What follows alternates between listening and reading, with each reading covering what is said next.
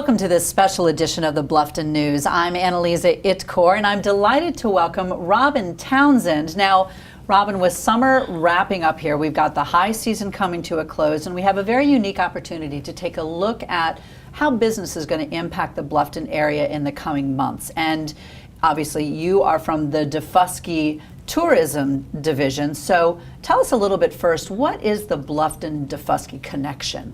Thank you. I appreciate asking that. And I love this picture we have in the background here. I think it kind of represents so well. There's a wonderful sign down at the end of Calhoun Street where the Bluffton Public Landing is, the boat dock is, and people go down there and fish and boats come and go and such as that.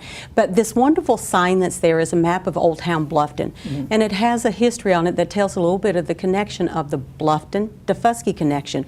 When boats used to operate on a regular basis between DeFusky and Bluffton, but it also operated other areas. And so even though it was Bluffton and DeFusky, it was a water system that operated to other points throughout the low country. So that's the Bluffton-DeFusky connection, is our waterways. Well, I happened to be down at this very dock this summer going crabbing with my nephews, and interestingly enough, when we pulled up to the dock, there was a boat departing, I guess they hired like a taxi, a water taxi, people that were heading over to DeFusky to spend the day. And I thought, gosh, I never thought that people left out of DeFusky, out of Bluffton to go to DeFusky.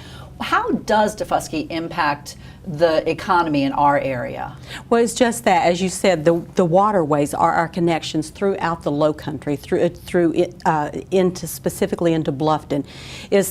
Since we are a bridgeless island, people have to have an embarkation point from someplace along the waterways where the roads are connecting. So they would drive into Bluffton, do the shopping in Bluffton, whatever else it is they're doing, the dining, the shopping, the spending the nights, and then catch whatever the marine transportation. In this case, you probably saw May River excursions. Yes. They do a fantastic job getting our guests to and from DeFusky. So that's how we have an impact on the Bluffton economy, is our guests start and end with Bluffton. They come and they spend their time on DeFusky doing, and then they come back and have an economic impact on Bluffton again. Right. Now, once upon a time, ferries were really one of the only ways even to get to Hilton Head Island. It was a very common mode of transportation. Can a public ferry transit system still play a major role in this economy, do you think? Well, yes, and it actually does play a role in the economy at this point in time. So I would envision a ferry system being a green solution to getting people around the low country through Bluffton area, and also getting people on the waterways to connect from point A to point B, be it coming from Bluffton and stopping at DeFusky and going on to Beaufort or whatever the connection would be over to Savannah. And it would mean that we wouldn't have to fill in some of the marshlands or pave more roads and have to worry about some of the pollution that would be related to that.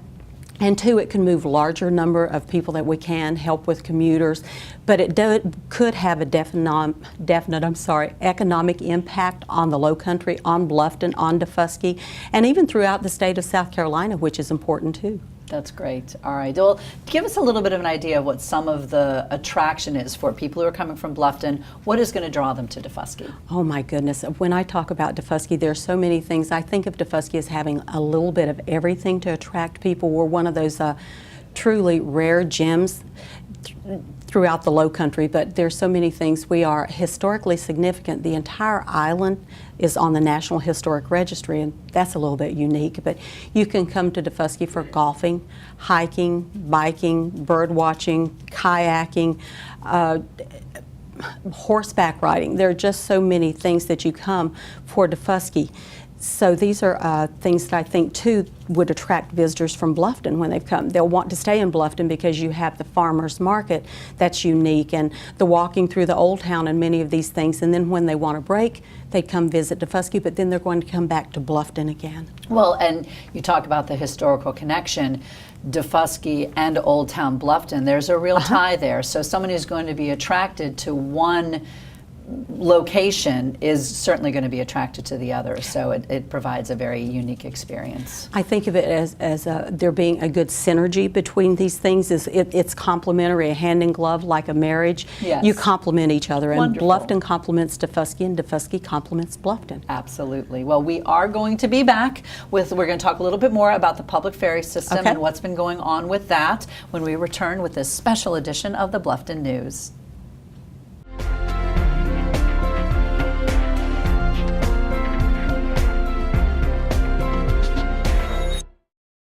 Welcome to Brown Golf, where playing here has its rewards. Purchase a 20-round package of golf prior to May 1st, 2013, and receive a full day with yours truly. That's 18 holes of golf, 2-hour mini school, and lunch. To purchase that package, go to browngolfmanagement.com. That's browngolfmanagement.com. Now, let's go humble the golf course.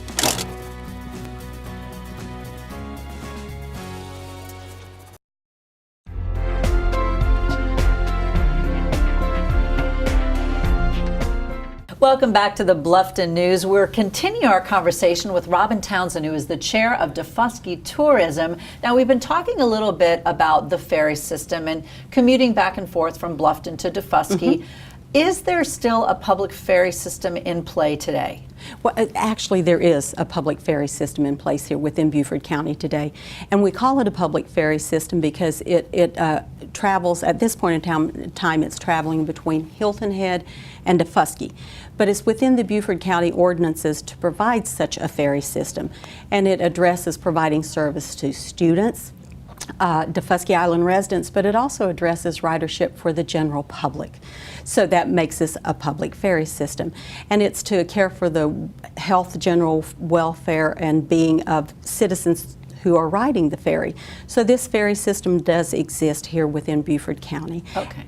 And where does that dock out of? What parts of the island and the area does that dock out of? Well, it changes. There's a contract that Beaufort County lets out, so it changes from year to year. Right now, that contract is coming out of Hilton Head, out of Broad Creek Marina. The Calibogie Cruises currently has the contract, and it's a wonderful public ferry service. And then on DeFusky, it lands at Freeport Marina, which is a very well-known point on DeFusky. Now, is this a ticket that you buy, or is it a free ferry? How does that work? Well, it is a subsidized, so there's some money comes from DOT, and then, of course, Beaufort County taxes. It's paid in that way. But then those of us that ride it, we buy our tickets. It's at a discounted price as residents of it. But again, this is considered to be a public ferry that is cared for within the Beaufort County ordinances. Right. Now, you've been talking about these waterways that are in our area. Of course, they connect a great deal of Beaufort County, connecting all the way over to Savannah. Is there work in progress, or is there a plan to develop a regional ferry? Well, there's been a lot of work has been done, but there's also work yet to be done. Now, as you mentioned at the start, historically there were ferries all over the waterways. The bridges weren't connecting the islands. There weren't roads all over the place. The waterways were our roadways. Right. And that's still how the Department of Transportation views the roadways, as being connected by the water. So if you come to a point and there's an island and the road doesn't keep going, you get on your form of marine transportation and connect on the other side. So there have been various studies done. In '95, there was a study for St. Helena DeFusky connection. And then in 2005, there was a feasibility study to make a bi-state ferry system. So of course you're talking about a large economic impact that would too impact Bluffton if you have a regional ferry system that's coming up and down the intracoastal waterway, or would come into the river, the May River. So that's some of what has been done. But what is being done is some of our elected officials put together, and it has passed through the House and passed through, I'm trying to remember, through the Senate, and now has passed to the Federal Highway Division for them to take oversight of a ferry system. And I envision that as being the start of a regional ferry system, right, where everyone would benefit, instead of just now we have the DeFusky ferry system. But it seems like an excellent place to build off of, since it's already in existence, but to expand it for the economic impact that it could have for all of us here in the Low Country. Now, what kind of effort is going to go into developing that type of a system? What is required? Does it require community involvement? Does it require financial involvement? What are the challenges that face developing that program? I think from what I've been, because I've been working on this project in some ways since 2005, so I've been working on it a little bit. So some of what would be involved is, I think the starting place is education, to understand the impact and why it's worthwhile to have a ferry system, because people are so used to getting in a car and driving someplace. So to see the value of why not to pave another road or to move people waterways and not to take so long to drive. So education is one of the large things that's done. And when I called one of the Beaufort County officials to say what needs to be done, he said, well, for this to happen, citizens need to be calling their elected officials and say, we want this to happen and why. And then the other thing we think of around the United States, coastal states have some form of marine division. It's my understanding South Carolina is the only one that doesn't have one. So that would bring me to question what it is that we're missing out on that other states know to take advantage of. What's the economic impacts that we're missing that we should be utilizing, in addition to the tourist attraction that our waterways have for our visitors? Well, I'll tell you, it's been really interesting learning, A, how DeFusky impacts our Bluffton economy, and learning more about this ferry system. Real quick, can you tell us how we can learn more? Who do we contact if we want to get involved with helping develop this? Yes, that would be our Beaufort County officials right now who have oversight of that, but that would also be our elected officials at state level and local level to let them know we do see that there is a connection to our waterways and tourism. And our economy, absolutely. Yes. Robin, thank you so much for being here today. Annalisa, thank you for having me. When we return, we have another terrific guest joining us. Shelley West Hodges will give us further insight into the Bluffton business economy when we return with this special edition of the Bluffton News.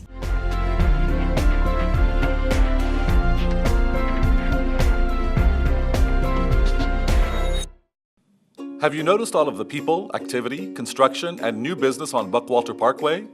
Buckwalter Place is a 94-acre knowledge-based, mixed-use, new town development in Bluffton, South Carolina, and is the focus and nexus of a significant amount of economic, commercial, governmental, educational, entertainment, social, and cultural activity in southern Beaufort County.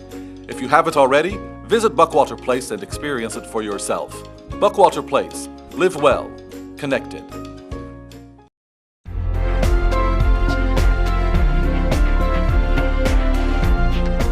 Welcome back to the Bluffton News. I'm Annalisa Itcore, delighted to be welcoming Shelley West Hodges, who's the director of the Greater Bluffton Chamber of Commerce. Thank you. Just in case people have had their head in the sand for the last year or so, tell us a little bit about the Greater Bluffton Chamber, because it's relatively new. When did you guys get started? We actually formed in January of 2012, and yes, there is some confusion out there because we do have the Hilton Head Island Bluffton Chamber of Commerce, which is dominantly been a Hilton Head Chamber, and they also take care of Bluffton.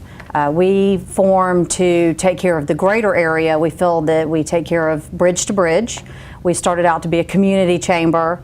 Our mission has been based on small business, and we don't do a whole lot of tourism, but that element is always there because we do have CVB tacked on to our name, so we do function as a convention visitors bureau in some elements. But basically what we do is we take care of our community.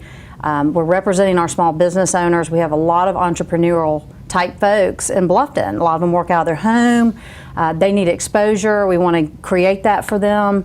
And really, I grew up in Bluffton, so it's really close and dear to my heart, and just really want to help people and do something that was for the good of the community. And people really wanted it. We surveyed probably about 200 businesses through some other business folks and myself, and that's what people wanted, and that's where we went. What's been fun for me, if you're a regular viewer of the Bluffton News, then you would know that Shelley and I talk almost every week because she does our Bluffton business report. And it's great to be next to each other. I know, it is. We never actually see each other, but what is so cool to me is over the last year, I've watched you do on location after on location, ribbon cuttings, new businesses opening. It blows my mind how Bluffton is growing in leaps and bounds just in the last year. We've done 42 ribbon cuttings just in this past year. Right. That's so, huge. I mean, it makes sense to me that Bluffton needs its very own chamber that focuses just on Bluffton and just on the small businesses in Bluffton. Right. How did you get started? Well, I'll tell you. That's a loaded question. It's kind of a long story, and you know, I'm a hospitality major. I have a master's from the University of South Carolina. I've been an adjunct professor for the hospitality department there. I have background on the island. I've worked at the hotels. I also worked for the Hilton Head Chamber years ago. Love those folks over there. Most of the people, if I didn't work with them at the chamber, I worked with them somewhere else on the island because I've been here long enough. And people, it's amazing how people really just love to stay here.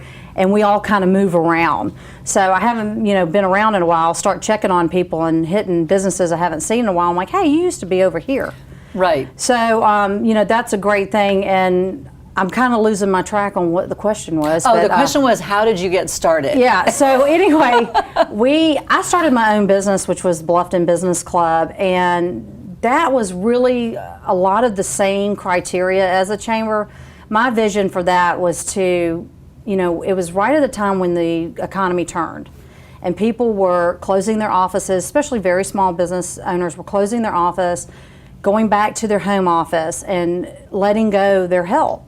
So the premises of that business was to do small business assistance and have a facility where they could come and meet clients, because a lot of people work out of their home. Yeah. And who wants to meet? And if you have kids, I have 3 kids, and we had a home office, I could not meet a client at my house because it looked like romper room. Right. So a lot of people meet at restaurants and stuff, but I wanted to give them an opportunity to have a professional atmosphere. Right. Conference room. That was still Sure. casual and very nicely decorated, that had coffee, that had copying. We do administrative services, we do mailboxes, and we do that through the chamber as well. So as that got going, I had people approach me about networking. We had the BANG there, which is Bluffton Area Networking Group. Also BNI came to our facility, and we had BNI there, which is Business Networking International.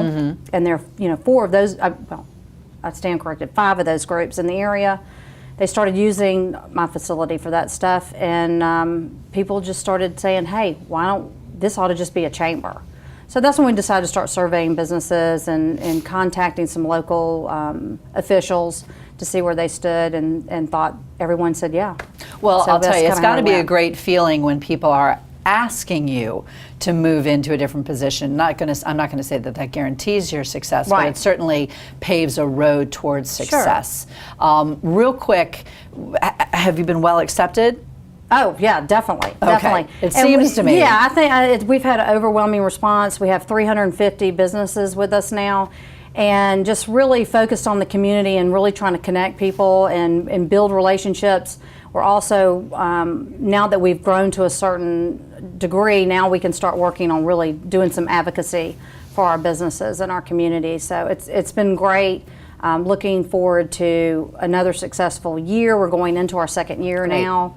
And I think it's going to continue to grow. And of course, we're wanting to work with as many groups and other area chambers as well. Good. To really benefit the area. So Good. And it's fun, never boring. Well, the good news is we're just going to go to a quick break, and we're going to come back. We'll learn a little bit more about the Bluffton business economy and about the Bluffton Chamber when we come back.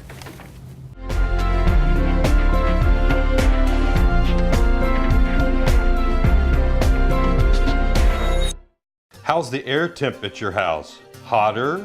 Colder? Never fear, Season 7 at Covert Air is now underway. If your home is not in the comfort zone, we can be on the scene today. Clean a little coil, find a little leak. If it's over the hill, replace it. Summer's coming, have no worries. Sit back, relax, and stay cool. Covert Air to the rescue. Available 24 hours a day, 7 days a week.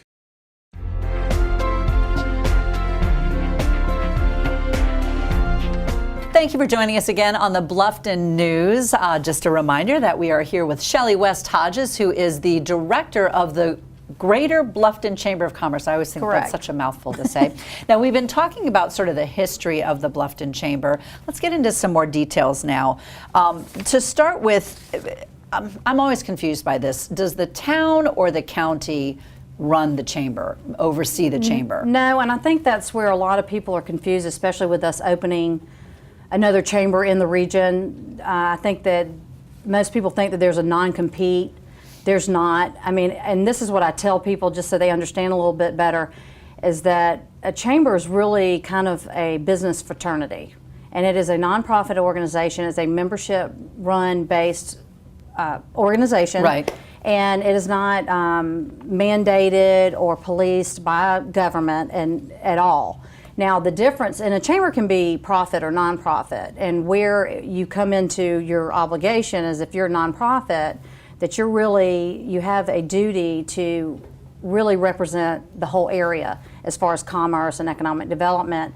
And then, of course, there are benefits to being a member of the chamber. You get Right. those benefits, but as far as like advocacy, community involvement, and things like that, that's for the common good, and as a nonprofit, you should be doing that. And nonprofit, so folks know, doesn't mean that nobody gets paid to do the job. Right, I understand. A lot of people think nonprofit means free, that everybody works for free. You and have that- to put food on your table. Yeah, I mean, you Right. have to pay your administrators, and you have to pay the people that work there. And there is an element of volunteerism, too, with the Sure. chamber. And I remember when I saw you, like in the first couple months that you were doing the chamber, and I asked how you were doing, and you said, well, I'm able to put gas in my car now. yeah, that was awesome. Yeah, so and I mean, I'm all about keeping the lights on and Yep. taking care of things, and of course, my vision is I like to have more help, but anyway, with the nonprofit, you do have to pay people, but it's an exempt status. So basically, what it means is that you don't pay income tax. Right. So you're not a profitable business. So anything that you make over your expenses goes back into operations, or you can, donate, that. Right.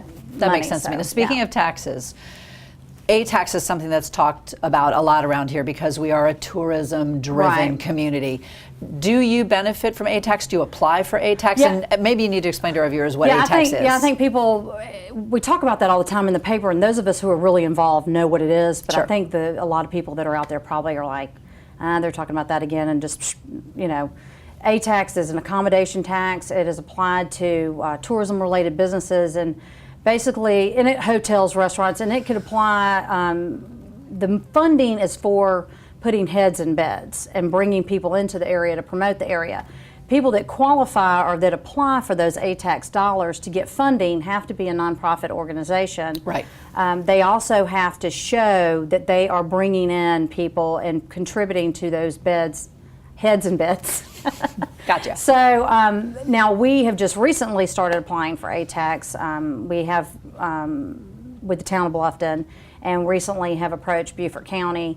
And basically, that could be per event. So if you're putting on an event that is bringing people from out of the area, and you need help for the marketing dollars, that's where the money should be going, is toward those marketing dollars. Right. If we want to buy ads for magazines, or if, internet-based, whatever the advertising dollars go to, it goes in that marketing. It's really not intended for operational funding, but a visitor center can apply for funding Right. for operational. So That makes sense. Yeah, so most of what you see, it's applied per event Right. and a program that may be bringing people in. So, yeah. All right. Now- and that's fun stuff. Looking to the future a little bit, what does our Bluffton community have to look forward to from the chamber? Well, we're really trying to focus, first of all, on educating our small business leaders. We want to, of course, we are starting a leadership program for Bluffton that is Bluffton specific. That will be coming up in the spring when we start recruiting. We have a seminar program that we're doing that we like to think of as free advice for our members. And of course, we open up anything to non-members. Mm-hmm. There might be a small fee applied, but we want people to know that you can network with us. You do not have to be a member of our chamber. And if they do join with us later, we credit their account back if they've experienced any fees Right, I within a certain amount of time. So we're really trying to keep our fees down, keep our programs affordable.